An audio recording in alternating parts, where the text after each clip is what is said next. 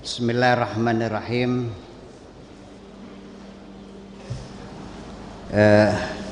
Qala Allahu fihim wa qaddimna ila ma 'amilu min 'amalin fa'jalnahu haba'an mansura. Nanti pada suatu hari, di hari kiamat nanti, wa qaddimna akan kami kumpulkan, akan kami klarifikasi ila ma'amilu min amalin, semua amal-amal yang sudah kamu lakukan akan kami klarifikasi. Faja'alnahu haba'an mansura, semua amal itu akan kami jadikan debu-debu yang berterbangan. Selesai. Jadi ini akan terjadi. Di dunia kita menghitung pahala, ternyata setelah kita menghadap Tuhan, engkau tidak mendapatkan apa-apa. Hanya seperti debu-debu yang berterbangan. Na'udzubillahi min dzalik. Mudah-mudahan jangan semacam itu.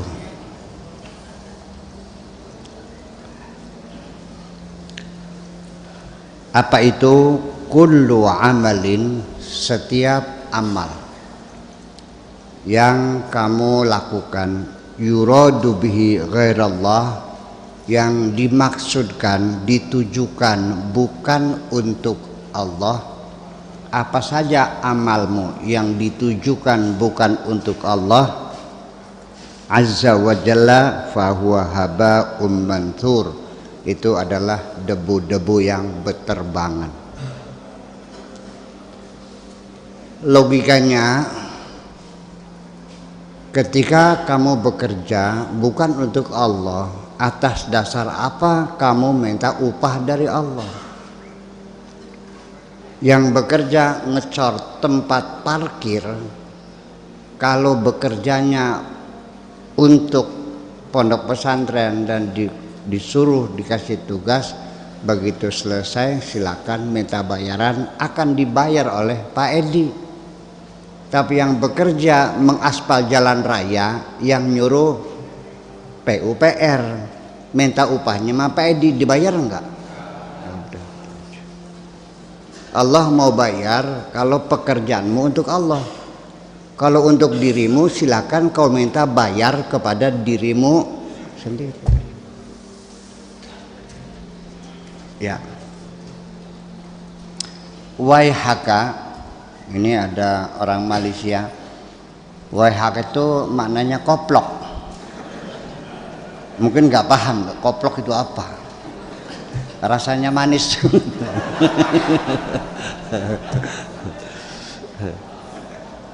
Koplok itu panggilan untuk orang yang dungu, ya.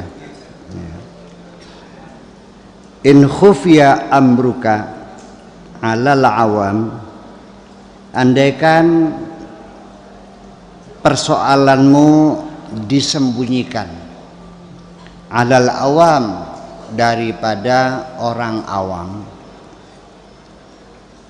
itu bisa. Fama yukhfa alal khawas, tapi untuk orang-orangnya khawas tidak bisa kau sembunyikan. Mereka tahu, mereka dikasih tahu sama Allah Subhanahu wa ta'ala. Nabi Muhammad tahu, diantara orang-orang Arab yang ada di sekitarnya tahu mana yang mukhlis, mana yang munafik, tahu mana yang setia, mana yang berpura-pura, mana yang loyal, mana yang cari keuntungan. Allah semuanya tahu. Percayalah. As-sawadi yukhfi alaihi bahrajaka, bisa saja orang awam, orang hitam, orang kelas rendah lah, bisa engkau sembunyikan kesukaanmu.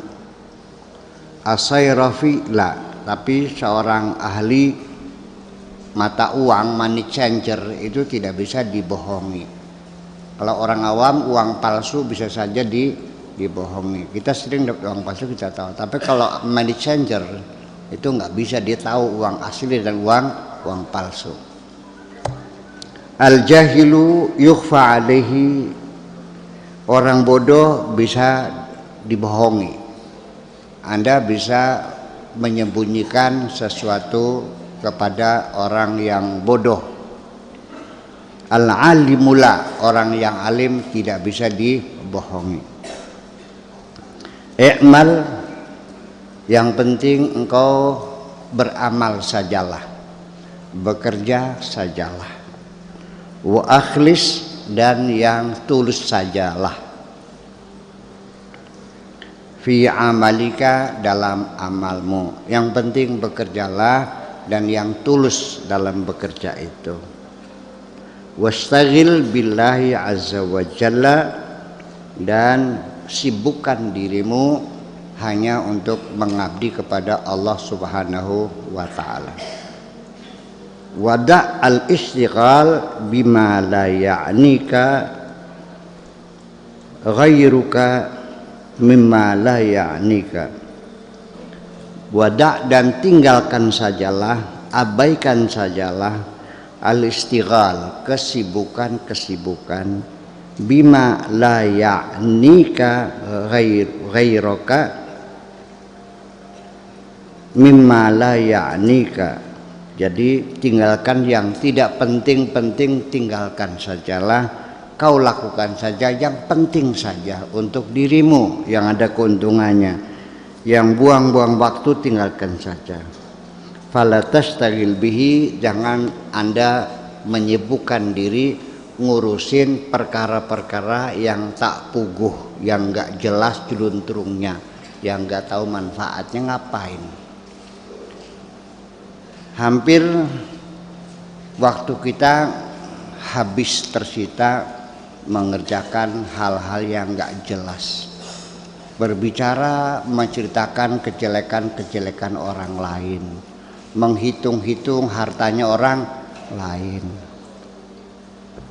ya, memperhatikan perilaku orang lain, meneliti-neliti kejelekan-kejelekan orang lain, semuanya tak ada manfaatnya.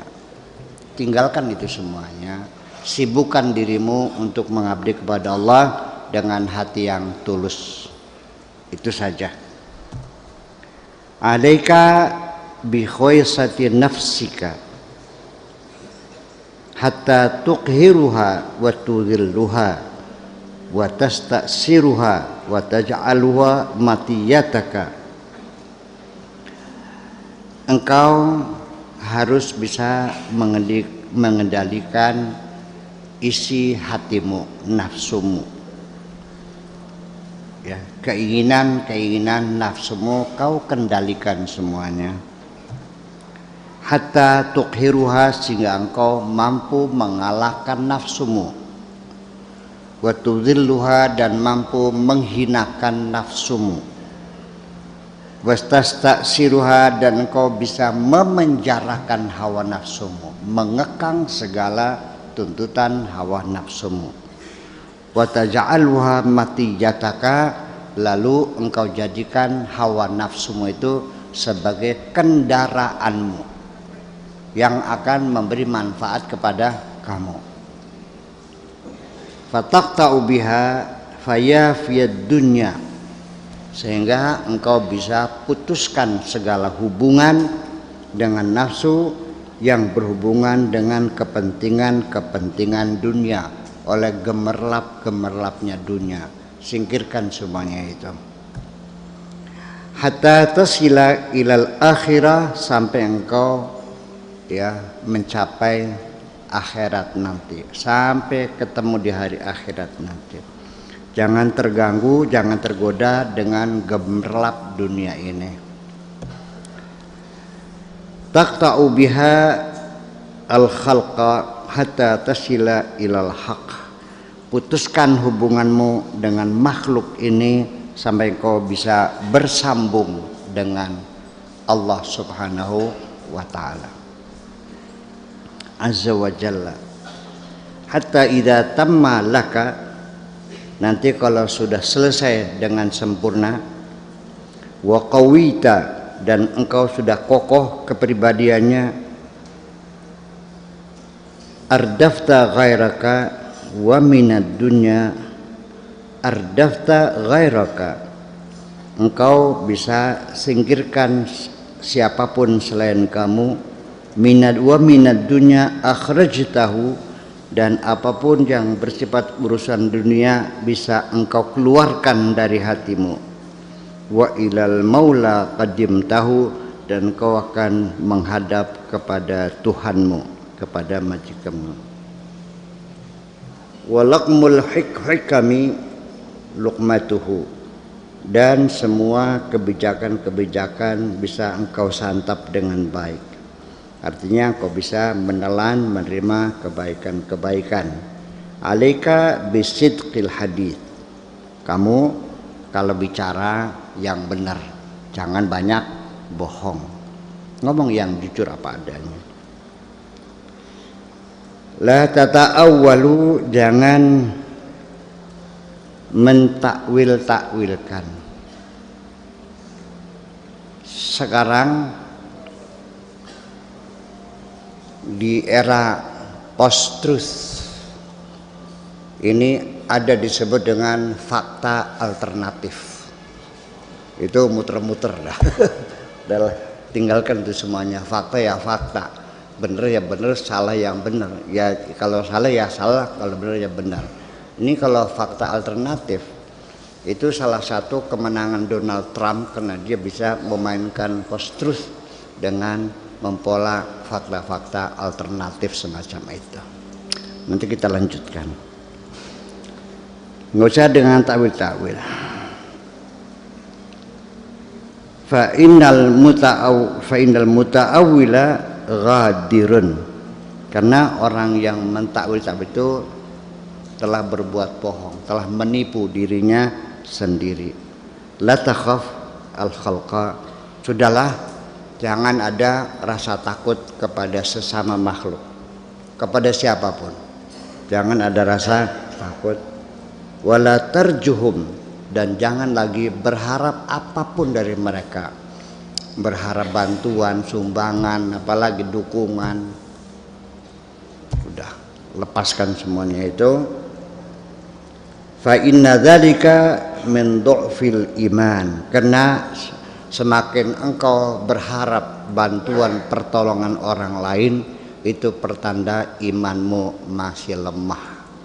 Karena engkau sudah tidak berharap sama Allah lagi, lebih berharap kepada sesama manusia.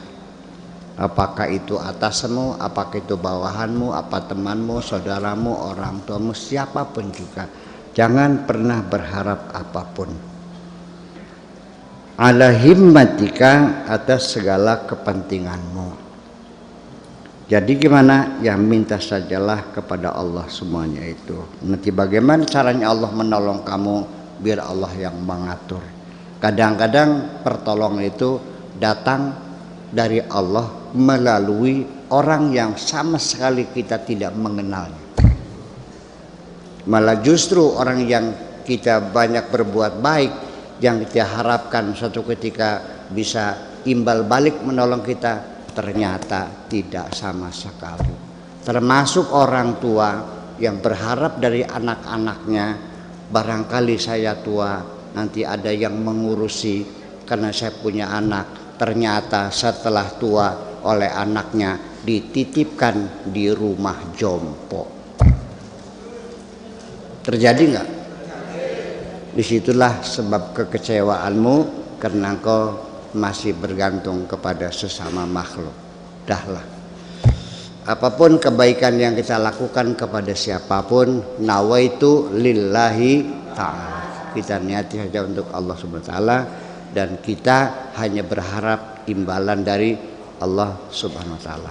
Jadi ketika engkau masih mengharapkan imbalan dari Allah, itu masih dalam koridor syariah, masih dibenarkan. Kalau Anda mengharapkan pahala, mengharapkan imbalan dari Allah, karena Allah adalah majikanmu, Allah adalah bosmu. maka engkau bekerja untuk bosmu dan engkau sah untuk minta imbalan dari bosmu. Para nabi, para rasul juga sama. Mereka berharap bayaran dari Allah. Mereka mengatakan, wa ma as'alukum alaihi min ajrin in ajriya illa ala rabbil alamin. Mereka mengatakan, aku menolong kamu, membantu kamu, membahagiakan kamu, tidak ada keinginan mendapat imbalan apa-apa. Imbalanku hanya dari Allah Subhanahu wa ta'ala. In ajriya illa ala rabbil alamin. Jadi ketika orang masih berharap pahala, imbalan, masih dalam wilayah keikhlasan. Asal minta imbalannya dari Allah. Ya. Sebab kalau hidup kita masih berharap imbalan dari orang yang kita baiki, percayalah hidupmu akan menanggung kekecewaan yang berkepanjangan. Karena orang lain belum tentu akan bisa mengembalikan kebaikanmu itu. Ya. Sehingga menjadi indikator ketika engkau merasa kecewa setelah berbuat baik, maka dapat dipastikan kebaikanmu bukan untuk Allah, tapi masih untuk dirimu sendiri. Paham nggak? Iya. Kalau niat untuk Allah, yang mungkin kecewa dong. Allah itu ngitung amal kamu itu bukan pakai kalkulator biasa ya, pakai kalkulator kuantum. Ya, ya, per butir atom semuanya. Wa may ya'mal mithqala dzarratin khairan yarah. Wa may ya'mal mithqala dzarratin syarran yarah. Yang baik seberat atom, yang buruk seberat atom, semuanya tercatat. Amalmu sekecil apapun, seberat apapun, 0,0-nya 31 dicatat oleh Allah. 0,00001 gram itu dicatat oleh Allah. Nggak ada yang terlewatkan.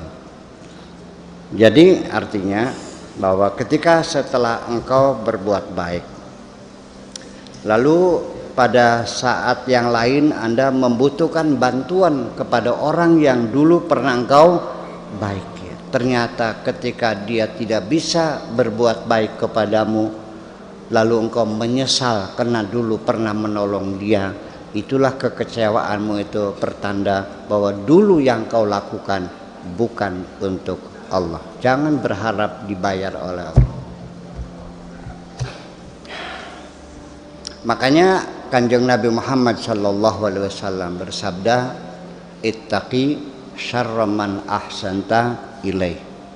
Waspadalah menghadapi kejahatan orang yang dulu pernah engkau baiki.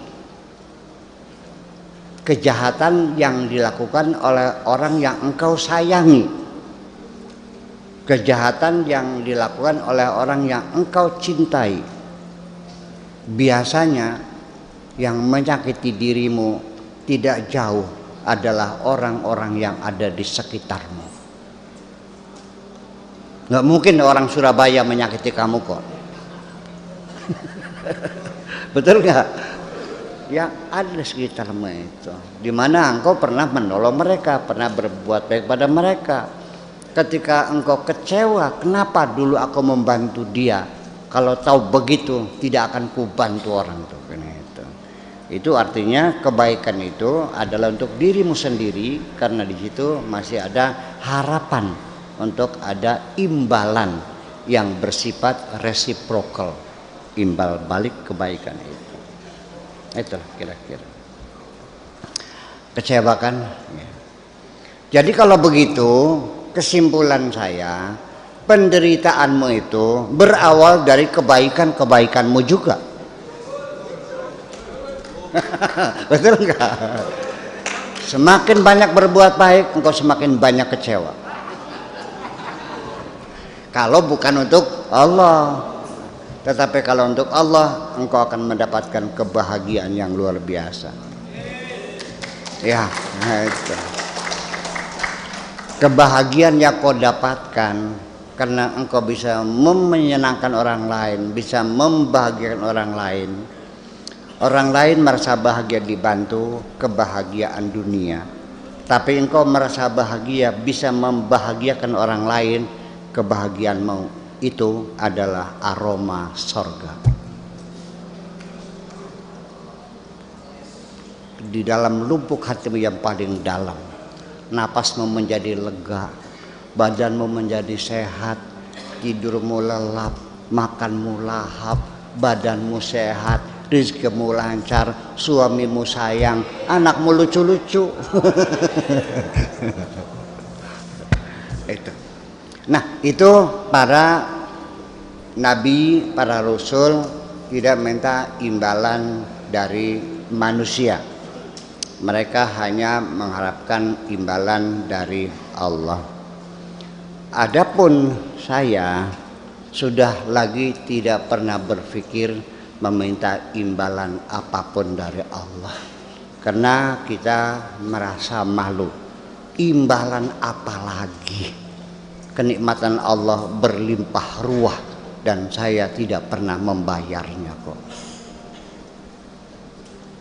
Apalagi kepada Tuhan yang menciptakan dirimu, yang memfasilitasi dengan segala kenikmatan dari angin, udara, oksigen dan sebagainya, mata, telinga, kepala, kaki yang diberi gratis, ya kan? Sangatlah tidak layak untuk meminta imbalan.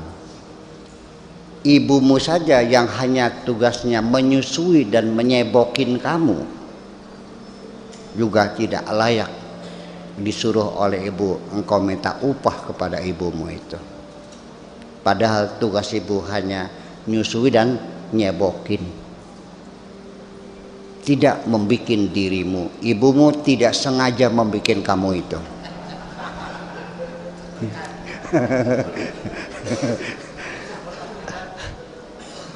Sama sekali tidak bermaksud membuat dirimu. Dia ingin bersenang-senang sendiri kok. Dan engkau lahir di dunia hanyalah akibat dari. Itu pun tidak layak meminta upah, apalagi kepada Allah Subhanahu wa taala.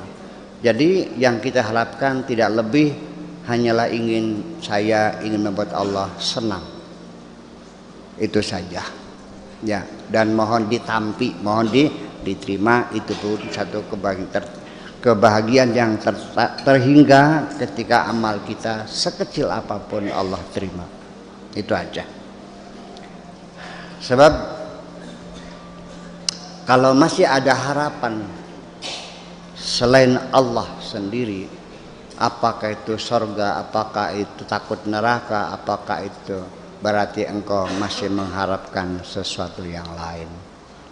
Ya, oleh karena itu maka satu pendorong motivasi kita untuk berbuat kebaikan apapun tidak lebih just because I love you, karena aku mencintaimu. Betul nggak? Seorang lelaki yang mencintaimu, ketika dia berbuat baik sesuatu, sangat tidak etis kalau dia mengharapkan sesuatu dari kamu. Kalau lelaki yang mengatakan cinta kepadamu lalu menolong kamu minta imbalan, itu cinta goblok namanya, cinta gombal semuanya. Karena orang cinta itu tidak pernah meminta imbalan apapun, kecuali hanya ingin melihat yang dicintainya bahagia.